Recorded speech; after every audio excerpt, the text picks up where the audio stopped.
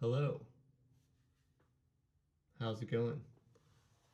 So today I wanted to do a tutorial video on how to play my song Lully, which is a track on my new EP from the Depths. It's also the B-side of a 45 vinyl record that I put out. Everything is in the description below. Maybe I should do this below. And yeah, I thought it would be cool to show this song because it's somewhat simple and it has some cool concepts about it. But most importantly, I feel like it's something that can be played on the piano, whereas I recorded this song on a Wurlitzer with my right hand and a Moog bass with my left hand. I feel like this song transfers well to playing it on the piano. So I thought I'd share with you how you could do it. And I guess I'll start off by just playing. There's two sections, so let's start off with the A section and we'll play that and then can talk about it. And I'm just going to play it how I played it on the record. So my left hand is going to be very simple, but I'll talk about how to perhaps change that up. So here we go, A section.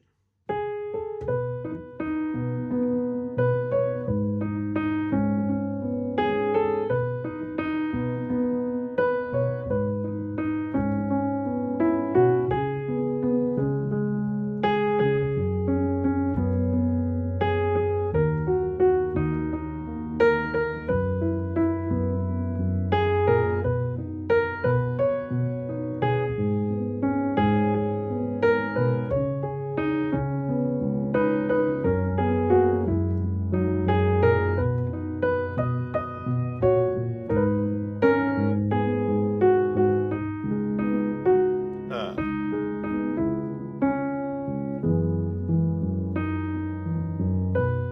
so that's the A section, minus the small mistake that I made.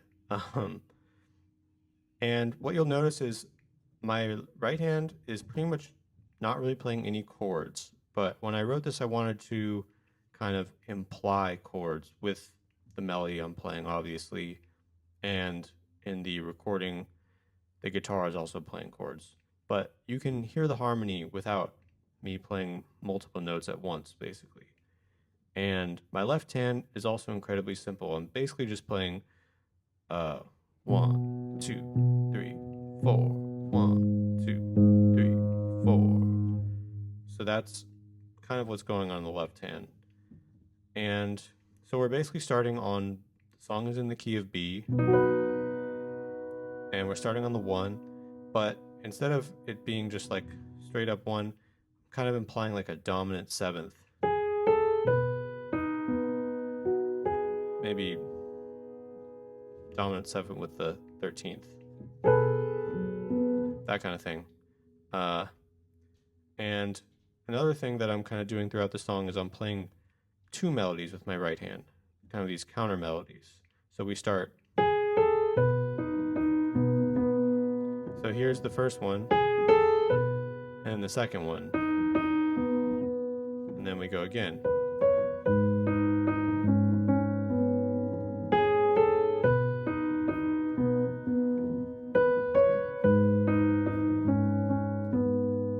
So it's kind of like a call and response. We're just going back and forth from the 1 to the 6. And another important thing is when I'm playing this, I'm holding the top note when I play the second melody. So it's not. It's.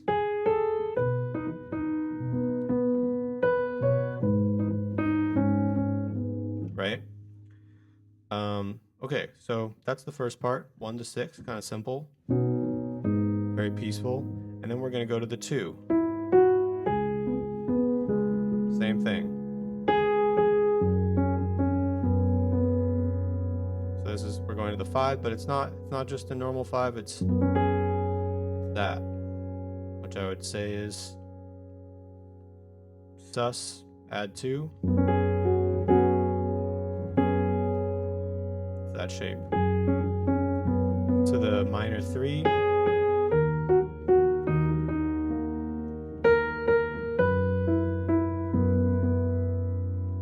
Now this is also the 5. This is more of a sus sound, but I'm intentionally not playing the 5th. That's it. It's not. It's this. So I'm being very specific about the way I'm playing this, like the voicings and kind of the feeling that each of them are giving. Now this time, when I walk up, now it becomes more of a major 7th. Right? We were doing this before. Now we're going here.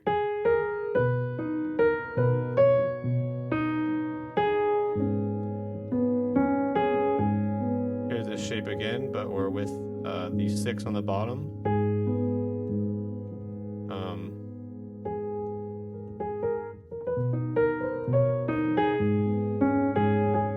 Now we go to the 2. And I would almost call this as like a A flat minor 11 or something over C sharp. Like A flat over C sharp.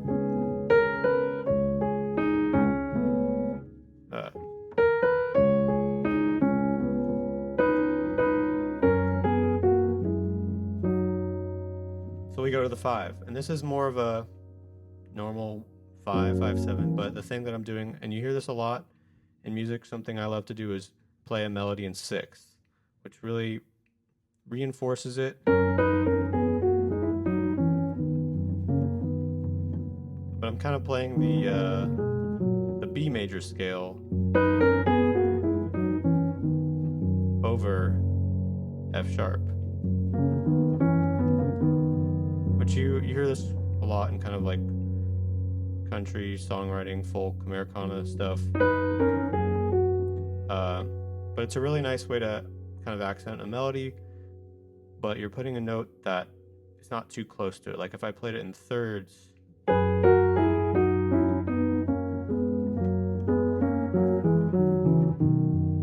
that has a different vibe to it, and it's a little bit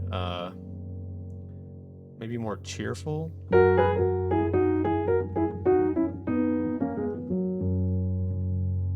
So, what song is it reminding me of?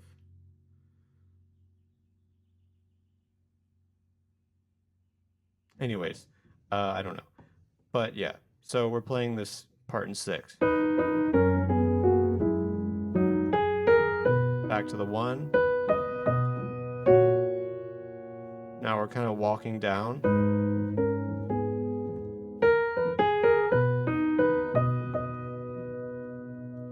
Where was it?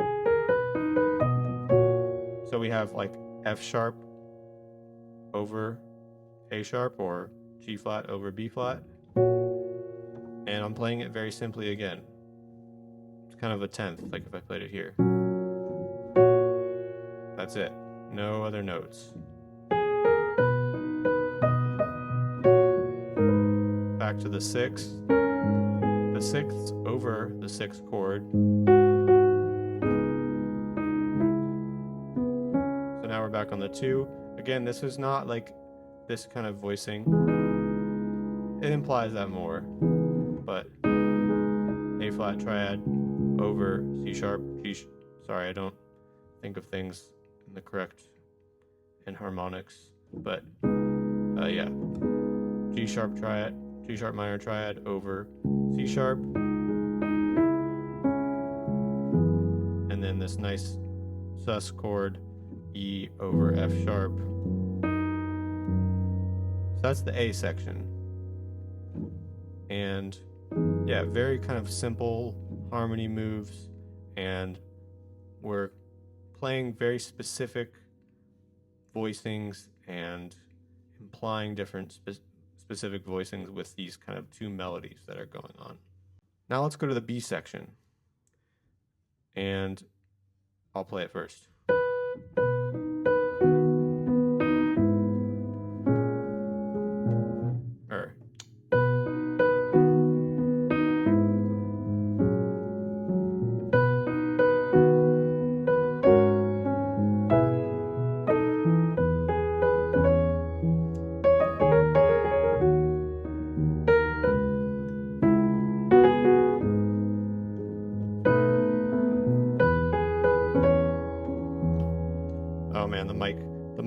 stand is in the wrong place.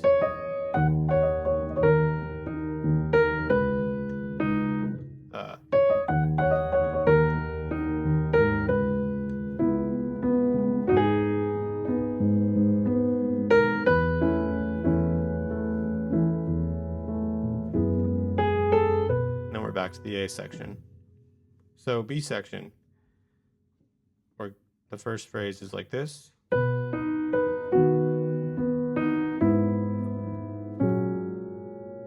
So what am I doing there? You might have you could play like this. 1 dominant 7, or 1 over 3. Like 1 4 5. But I'm going again, playing this very simple 10th voicing, basically the triad, a B triad, but in this inversion almost. E over G sharp. Again, I'm just playing the notes of the triad once, and then F sharp add 2 over A sharp, first inversion. So this is a very nice chord.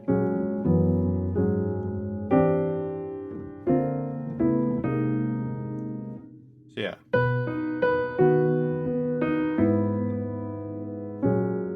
Then we're going to do that again,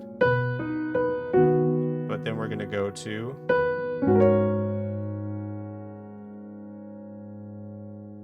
G flat over A flat, sus chord, and then another kind of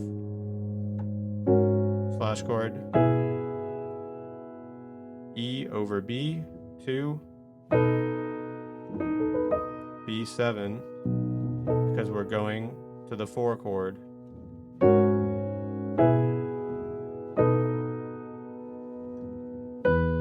to the 4,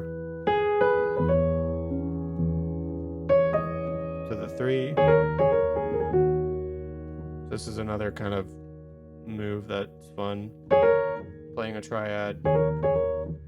In this case, I'm playing like a G flat triad, but we're implying E flat minor 7, and the way you do this is it's like a hammer on the guitar.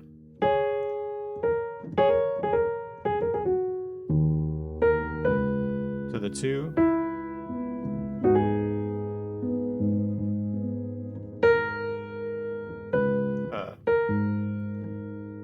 Where do we go?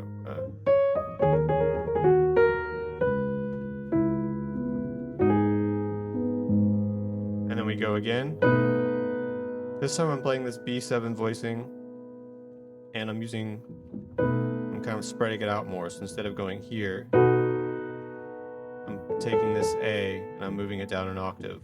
And I'm playing these notes with 2 fingers, or 2 notes with 1 finger. Back to the 4.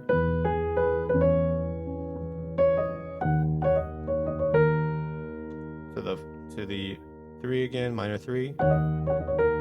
Same little kind of hammer on thing. 2 to the 6. Now here we go to the 4. Another kind of voicing where I'm playing more than an octave. A over E. Alright, the camera stopped recording, but we are back now. So, A over E, the B on top. We hang on this for a bit. And then E over F sharp. Then we go back to the A section. Now, when I was writing this song, I remember I was having trouble figuring out how to get from B back to A. And the reason for that is because the first chord, if you want to call it, of A is on this kind of dominant sound. So it felt weird to go from like the sus or even back to this, because it doesn't sound like we're landing on something. It sounds like we want to go here, right? To the 4. And the reason for that is, I think, just because we're never really hearing this A very much in the song. except for at the beginning. Since it's a pretty diatonic composition, the A is just not really there unless we're going to the 4, like we do in the bridge. So I thought, what if we try to introduce this A tonality just a little bit before we go back to the A section, just to kind of warm our ears up to this note. So that's why I decided to go, we're kind of hanging on this.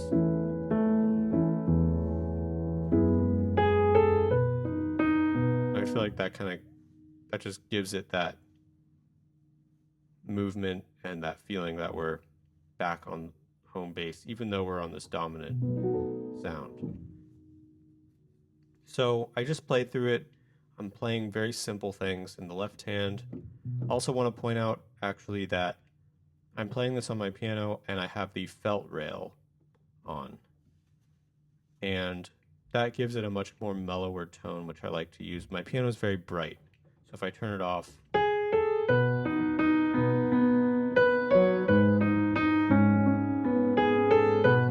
just so you have an idea. It still sounds good.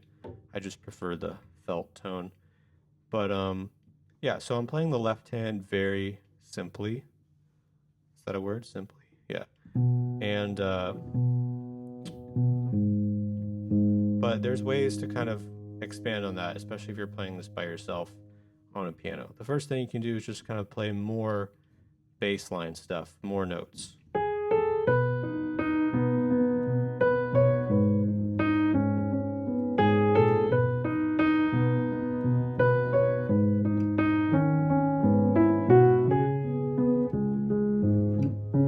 So I'm just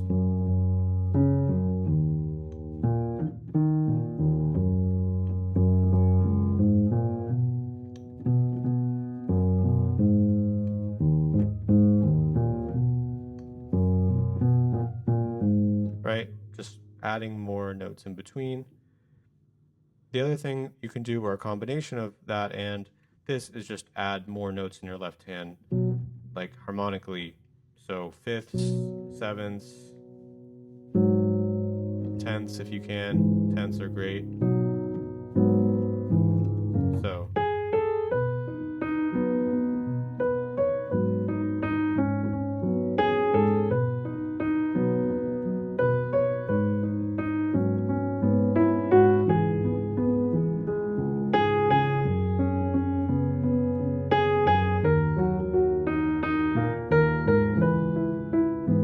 and here it's like sometimes I'm just landing on the 10th or whatever chord it is right on the 1, but I might also kind of be like,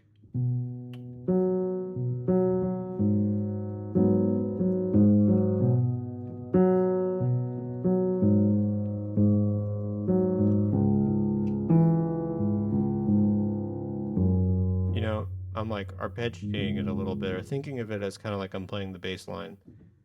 So you can kind of go between the two.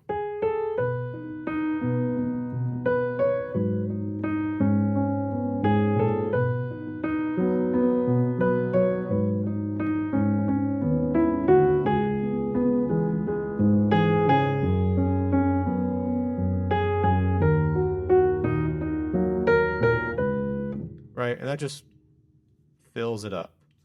And that's why I think this song works on the piano. It sounds good. And yeah, I think just what I want to share with this is there were very intentional kind of compositional choices in terms of the melodies and the counter melodies and the kind of shapes that I'm playing with my right hand to just give the song like a specific feeling and moving from one chord to the next. And yeah, I guess whether or not you want to play this song or not, maybe those are ideas or voicings, concepts that you can put in your own playing or your own music. And yeah, I guess if you have any questions about this, feel free to drop it in the comments. And if you made it this far, thanks for watching.